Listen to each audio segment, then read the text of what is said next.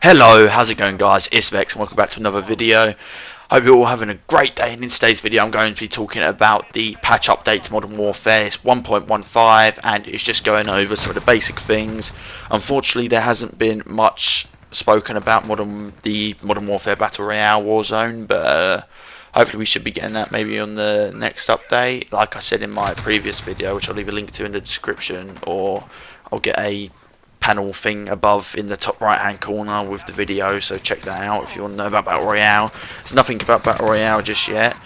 Like I said in there, I reckon around the 10th of March, but there is stuff related to Gunfight. There's a brand new map, Gunfight Bazaar, yet to play it. If that's something you'd like to see in the channel, please be sure to let me know in the comment section down below. They've added Shoot House to the playlist, which had Shipment and Rust.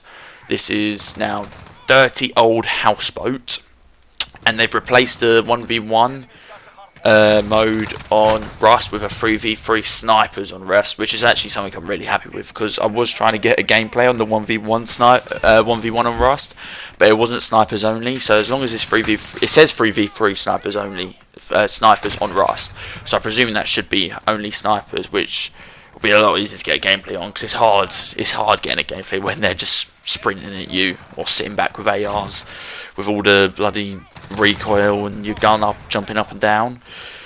They've added a new mode called Giant Infection, which I don't really know. I just presume it's infection with more people. I think I saw it earlier when I was getting this gameplay, and it's basically what it was.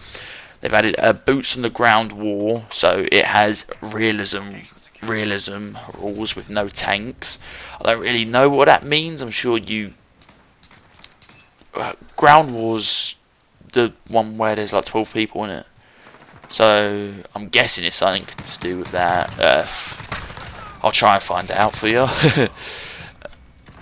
Anyway, they've also added some just general fixes. For example, they fixed a bug where friends who are online in the social tab were not always appearing at the top of the list. It's something I've dealt with when I've been trying to play with people. It just weren't coming up and I was getting really confused, but then I had to click on the rest. That just honestly just makes it a lot simpler, which is a good thing. As a general thing, they've supposedly fixed a bunch of the map exploits. Supposedly they fixed players seeing the incorrect career level. That's something I had. I'm not sure if this is a CDL playlist thing where it's always like that, but everyone always appeared as level 1, and whenever I go into TDM it always said I was like level 3 or something like that, but as soon as I come out of it, I came back up in the top corner. I think I'm level 58 at the moment, which ain't too bad when you think that I was level 30 when I first posted this channel, I believe. Thankfully, they've also done the fixes to the regiment tags, meaning it's not going to come up as 3-3 or whatever it was anymore. It's actually going to come up proper, so I've got that nice little heart. Let me read this. Okay, this is for PC players. They've fixed the issue where people are getting issues with their mouse stopping working, which I don't really know what that means, but I guess it just weren't working. The mouse just stopped moving, I guess. They've also, this is for Gunfight, 3v3 Gunfight. They've allowed players, there was a bug which allowed players to shoot through the center of the structure on King while using the AX50. That has been removed. Well, not the map or the gun, it's just removed the fact that you can shoot through the structure. They fixed an error that could occur when hardline was earned in specialists. The quality of life beckoned fixes to help the regiments and social menus run smoother. The way they word some of this stuff, I've honestly got no clue. Finally, they've started to fix some of the spawn exploits on some of these maps. They've done it for Vacant so far, but honestly, I don't get why that hasn't been done to more maps. They've also fixed white phosphorus killing all players instantly when in realism modes.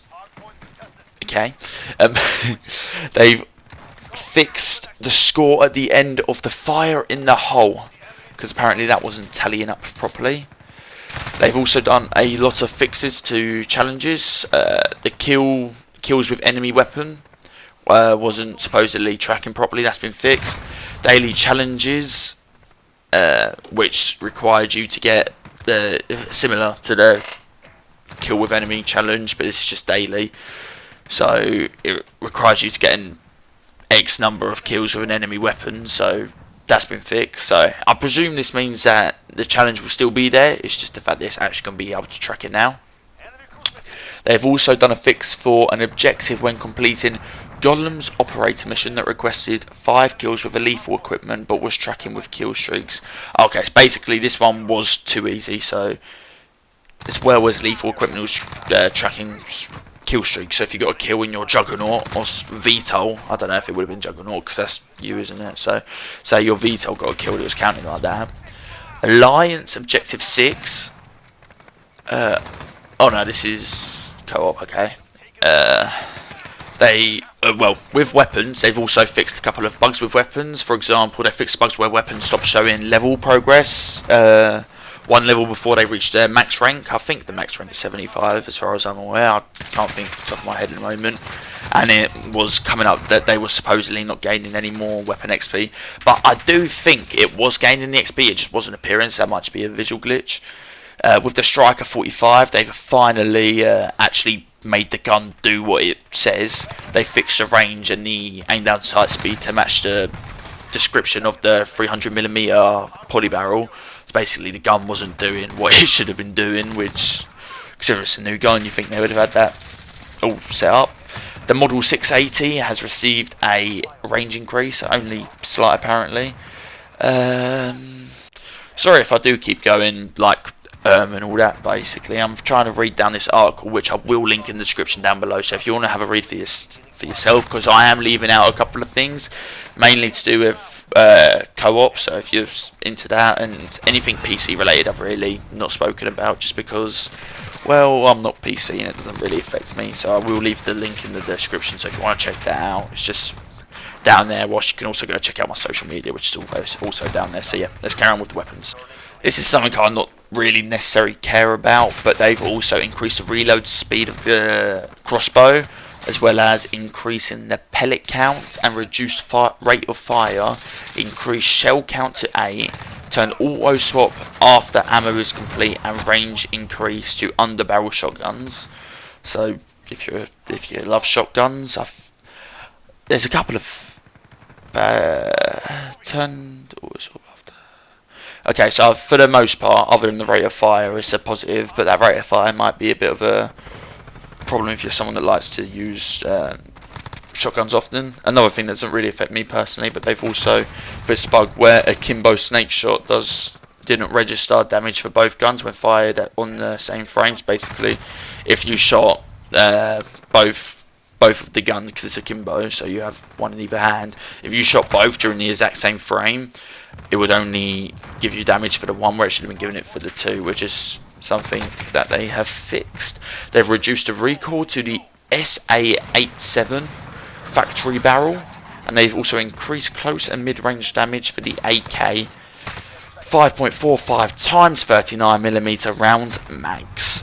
Following this, they do talk about co-op mainly, but because this isn't something I've really played, I feel like it's something I'm just going to avoid for my viewers, just because it's not something that you'll ever see me playing. And if I did talk about it, I wouldn't know what I'm talking about. So I feel like that's the only quote-unquote fair way to do it. But this is something I have been playing, I have done on my channel, so I feel like it is important to talk about the CDL playlist. They've changed stuff relating to the Call of Duty League.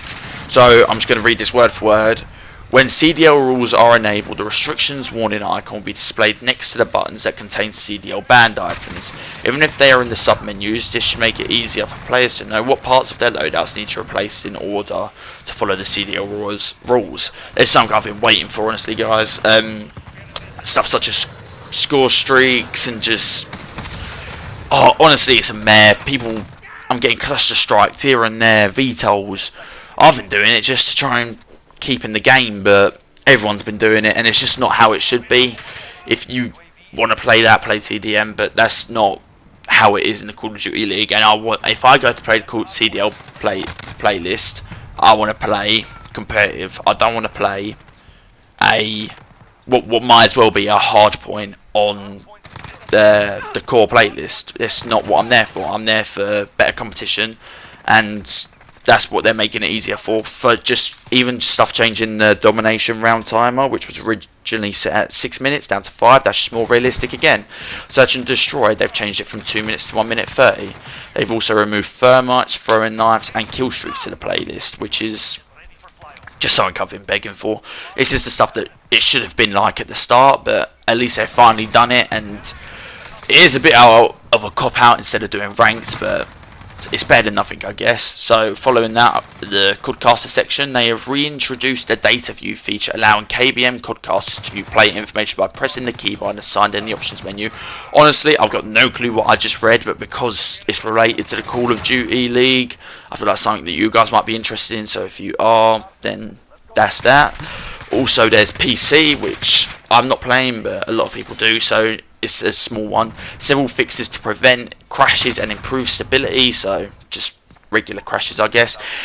Anyway, that is all I've got to say, so if you have enjoyed, please be sure to like and subscribe. I am thinking of maybe starting a Rocket League series, like some road to rank sort of thing, so if you are interested in seeing that, please be sure to leave a comment in the comment section, obviously. If you enjoyed, please leave a like. I've already said this, ignore that, I'm sorry. If you want me to carry on doing these every single time a patch comes out, please be sure to let me know down in the comments. So anyway, hope you enjoyed, please like and subscribe, and I will see you all next time. Bye bye.